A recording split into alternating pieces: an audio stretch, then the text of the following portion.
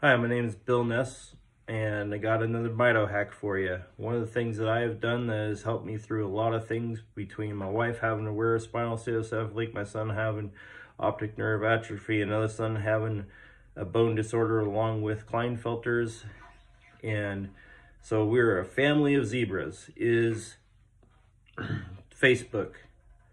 Now, some people don't like Facebook, that's fine, but there's a lot of support groups on there, and you don't have to join every one of them, but you can join them and you don't have to comment, you don't have to know anything, you just lurk and learn. And I have, through my process over the last couple of years, I've been told that maybe you have porphyria, or maybe what is it called, inclusion myositis and polymyositis, and then there's been all kinds of different things that they've taught me. I'm like, well, I don't know anything about that. I don't know if that shoe fits.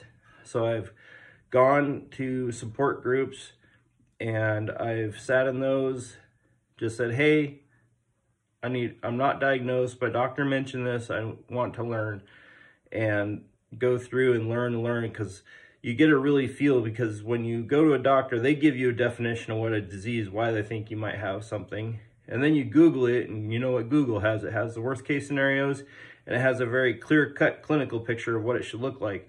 And we all know that none of this has a clear-cut clinical picture on pretty much any disease.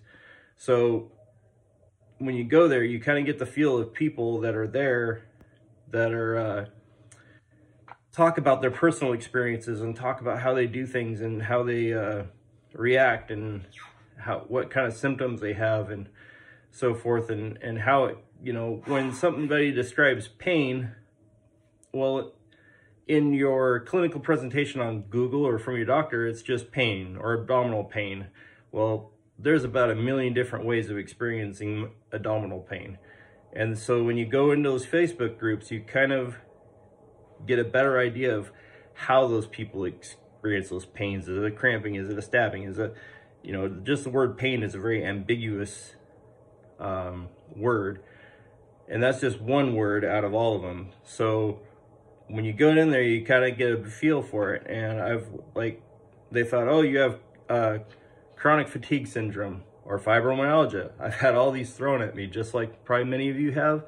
But going into those groups, researching it and looking at it, and just talking to people or listening to how they're describing their lifestyles and so forth, and I'm just like, man, this just doesn't fit. I can see why a doctor may have thought about that, talking to me for 15 minutes at an appointment, but the more you look into it, you're just like, no, this does not fit right.